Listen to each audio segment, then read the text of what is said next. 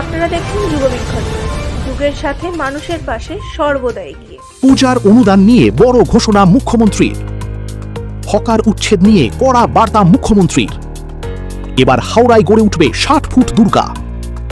দীঘা থেকে সরল বিশ্ব বাংলা। দিল্লিতেও রক্ষা হলো না তৃণমূলের। আপনারা দেখছেন যুগবীক্ষণ খাস খবর। আসছি বিস্তারিত খবরে। বাংলায় বিজেপি সরকার ক্ষমতায় আসতেই পূর্বতন সরকারের আমলের ধর্মের ভিত্তিতে দেওয়া ভাতাগুলি বন্ধের নির্দেশ দিয়েছেন।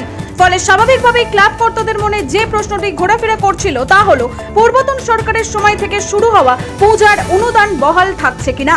শুক্রবার নিউ টাউনের অনুষ্ঠান থেকে পূজার অনুদান নিয়ে স্পষ্ট জানিয়ে দিলেন মুখ্যমন্ত্রী শুভেন্দু অধিকারী। মুখ্যমন্ত্রী জানিয়েছেন, যারা ওই টাকার উপর ভিত্তি করে পুজোর আয়োজন করে থাকেন তারা অনুদান পাবেন, যাদের প্রয়োজন নেই তারা পাবেন না। অর্থাৎ এবার থেকে ক্লাবগুলোর ফান্ডের উপর ভিত্তি করে দেওয়া হবে অনুদান। বড় ক্লাবগুলোকে এবার থেকে আর দেওয়া হবে না পুজোর অনুদান। কলকাতা ও পার্শ্ববর্তী অঞ্চলে বেআইনি দখলদার মুক্ত করতে রেলওয়ে এবং পৌরসভার যৌথ উদ্যোগে হকার উচ্ছেদ অভিযান শুরু হয়ে গেছে। ইতিমধ্যেই Sealdah, Dumdum, new market, Jadavpur, Sonarpur station সংলগ্ন এলাকায় এই অভিযান চালানো হয়েছে। এবার এই বিষয়ে মুখ্যমন্ত্রী শুভেন্দু অধিকারী জানিয়েছেন, ফুটপাথ দিয়ে হাঁটার অধিকার জনগণের রয়েছে। সেই ফুটপাথে জবরদখল করার অধিকার, যেখানে সরকারের খালি জায়গা আছে সেই জায়গায় যদি জনগণের প্রয়োজন না হয় সেখানে বৈধ অবৈধ কেউ বসে থাকলে মানবিকভাবে দেখব। তিনি আরো জানান, হকারদের জন্য ভারত সরকারের স্কিমও আছে, সেই সুযোগ পাবেন হকাররা। কিন্তু নিউ মার্কেটের রাস্তা দখল করে নেবেন, মোটর সাইকেলও যেতে পারবে না, রাজাবাজার বেহাত হয়ে যাবে, খিদিরপুর, মেটিয়াবুরুজে যা খুশি করবেন। এটার জন্য জনগণ আমাকে মুখ্যমন্ত্রী করেননি বলে জানিয়েছেন শুভেন্দু অধিকারী। হাওড়া রামকৃষ্ণপুর ঘাটে তৈরি হতে চলেছে ৬০ ফুটের ধাতব দুর্গা কাঠামো। দ্রুত শুরু হতে চলেছে কাজ। চলতি বছর দুর্গাপূজার আগেই কাজ সম্পন্ন করতে চাইছে রাজ্য।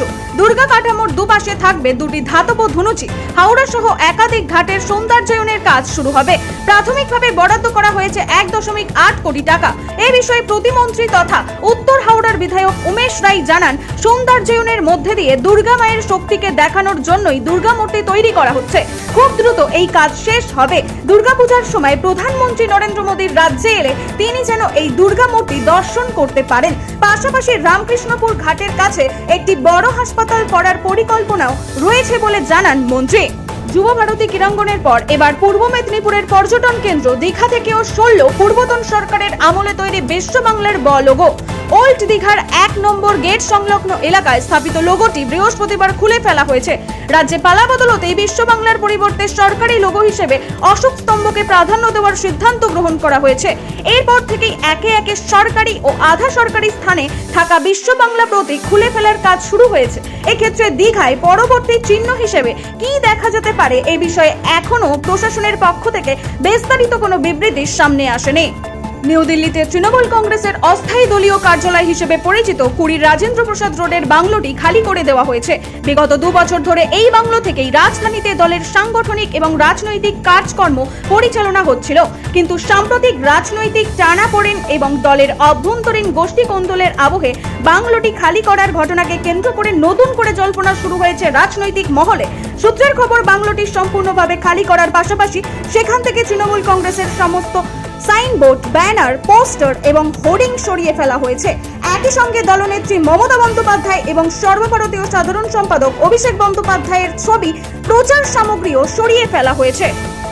রাজনীতি থেকে ক্রীড়াঙ্গন, শিক্ষা সংস্কৃতি থেকে বিনোদন, সব খবরে প্রথম থেকেই প্রথমে যুগবীক্ষণ। দেখুন, পড়ুন এবং এগিয়ে চলুন যুগের সাথে।